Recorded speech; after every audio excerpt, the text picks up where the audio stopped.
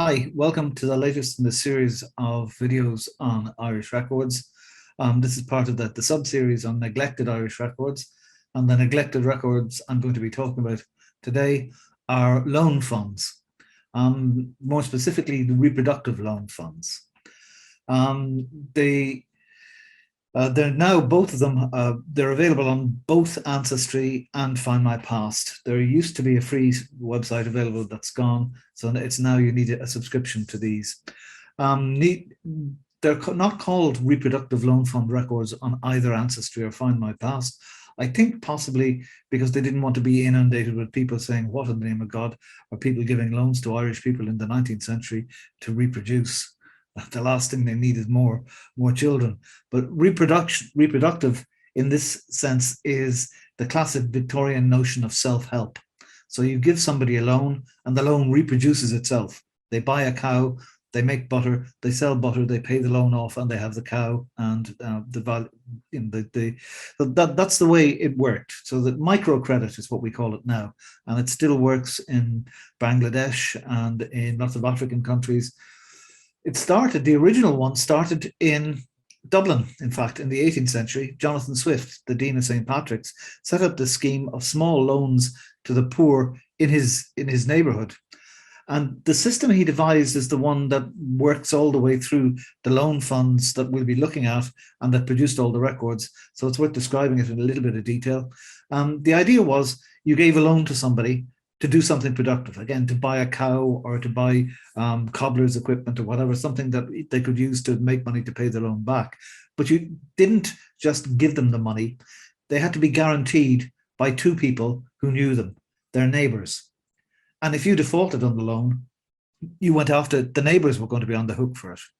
And one of the most important points for Swift and for the later loan funds is that this was followed through on. In other words, you weren't just letting down some faceless charitable organization or a bank or something. You were letting down these people living next to you. So the moral responsibility was very heavy. Okay. Now, I'm going to go to the website now and show you where the description is on the website of this. So pretty much everything I'm going to say is here. So I'm going to go to the website now. Here we are at the website. Go into the free browse section, to the records section, census, 18th and 19th century, and here are a list of all the substitutes, and this is the reproductive loan fund records, 1822 to 1854. What happened was that there was a localized famine in 1822, pretty vicious, sort of a little brother of the Great Famine of the 1840s. And lots and lots of areas in the poorest parts of the country were badly affected. And a relief committee was set up in London and raised nearly £300,000, a huge amount of money, and distributed it. And after it ended, almost £55,000 remained. And the committee decided to establish a reproductive loan fund. In other words, to use that money to make small loans to the industrious poor in order to help them to make money. And the system they used was this wonderful pyramid. At the peak was the money in London. The people in London then lent the money to county committees. The county committees lent the money to local loan associations. The loan associations lent the money to the needy people in the countryside. So the repayments flowed back up the fund. It was a very elaborate and clever system, which completely ignored the fact that the vast majority of the poor Irish in the countryside had no contact with commerce of any sort and could not be relied on to repay that. And in the middle of all of this, the famine happened. Okay, so by the time the famine hit in 1845, 1846, the system was at its peak. There are a number of problems. It produced all sorts of records. It produced loan books, installment repayment books, guarantors books, and all of these were held locally by the local committees, and then by the county committees, and then in London by the reproductive loan fund central committee itself. The the real problems, the system started to creak in the 1840s. The demand for loans overwhelmed the local committees, and they closed down. Simple as that. They closed down in 1847, and in 1854, they sent the local constabulary back to see what had happened to the people they'd lent the money to. And that's one of the most important parts of this record system that I'm going to be looking at now in a few minutes. There are a number of problems about using the records. First of all, they're very heterogeneous, to use a big word, meaning that they're a bit of a mess. There are all sorts of different records interspersed with each other. The second big problem is that they're not consistent. They don't cover entire areas. So there are different counties had loan funds in different areas. So there's a list here. You can see the main areas were Clare, Cork, Galway, Limerick, Mayo, Roscommon, Sligo, and Tipperary. There were slightly different systems in each case, so they can be quite complex to search.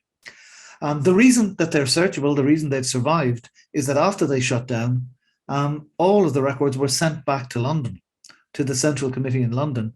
And the Central Committee, when the whole system came to an end, gave its records to the Public Record Office in London, now the National Archives in Kew in London, and that's where the originals are. So that's why they've survived. Now, the collections are available on Find My Past and on Ancestry. So there are links here. They're not called reproductive loan funds. Again, they're called poverty relief loans on Find My Past and Ireland's Sustainability Loan Fund on Ancestry. And you can see they cover slightly different years in both cases. They don't actually have the same collections of records, which is hard to get your head around. But let's just give you an example of what. Okay, there we go. Poverty relief loans, 1821 to 1874.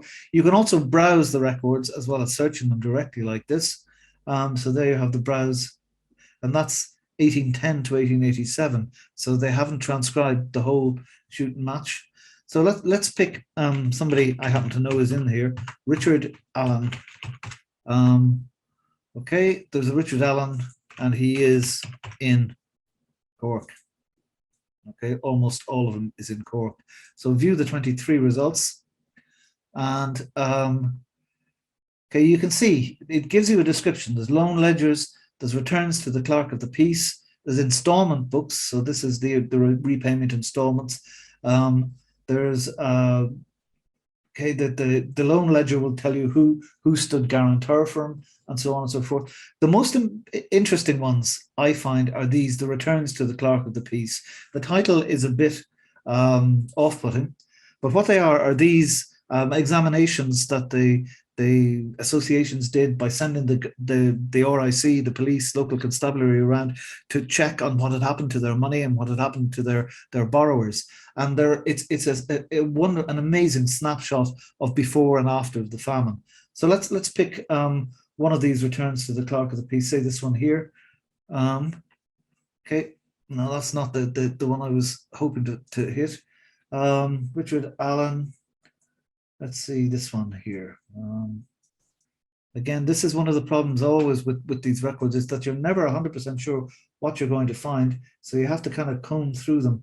And yes, here, Richard Allen. Okay, this is an index to them. So there's Richard of Toormore.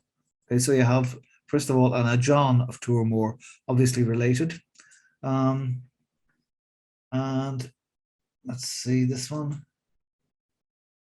No, I keep hitting that one, don't I, for some reason? Okay, let's try this one here. Yeah, this is return to the clerk of the peace for the county of Cork, and it's the townland of Keelfadda.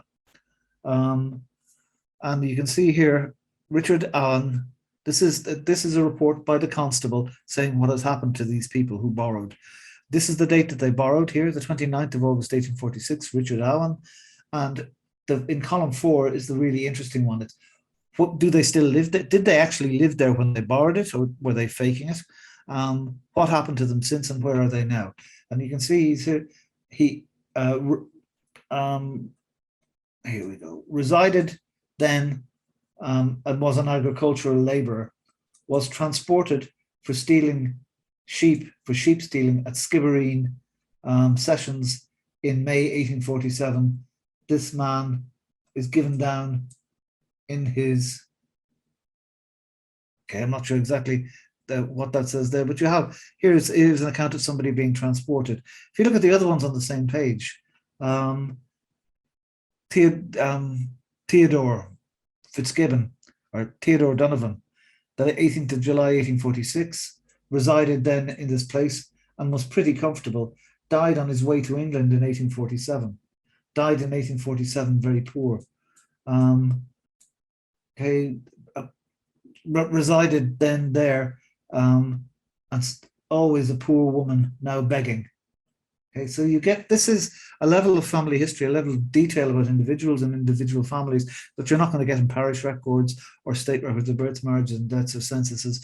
These are individual accounts of what happened to these people. Let me compare that with what happens when I look at the ancestry. Okay, so Richard Allen, who lived in Cork, that's what we want. Again, Richard Allen, who lived in Cork, Ireland. Okay, search. And okay, this is slightly different. They don't give you a full description of the actual record. Find My Past tell you what National Archives document number that you're looking at as well. You can go in and browse them by that. You don't get it here. So, for example, you do get records that you don't get on Find My Past. So this is a mistranscription for two or more. There is this is the guarantee, okay? Or he's appearing as a guarantor. Sum of £1.10, which have been incurred under the rules. So there you have William Daly, John Godsell, and Richard Allen. The borrower is William Daly, and Richard Allen is going security. And that, you can very often find that people taking out loans in their own name and then standing guarantor for their neighbors as well. So you have this whole network of things. But it's worth, as I say, if you have somebody who is from any of these areas, okay, so Cork, West Cork particularly, but also around Cloyne in parts of East Cork, Galway, West Galway, Ahasca, Ballygar, Castlehacket, Roscommon, okay, the bits of Limerick, bits of Sligo, these things can be invaluable. The one piece of advice I would give to you is that go through all the records that appear when you search, because it's not clear to Ancestry, and I don't think it's clear to Find My Past what exactly the records are, and it may not ultimately be clear to you, but it will give you an insight into the life of your ancestor that you won't get pretty much anywhere else. I think where they're successful, they're unique records, they're wonderful records. The problem, as I say, is that they are so heterogeneous, and that they only cover bits of places here and there, and also that they've been digitized differently on Ancestry and Find My Past. So, but the devil is in the detail, and isn't it comfortable down there with them? Okay, I hope you've enjoyed this and got some use out of it. Good hunting.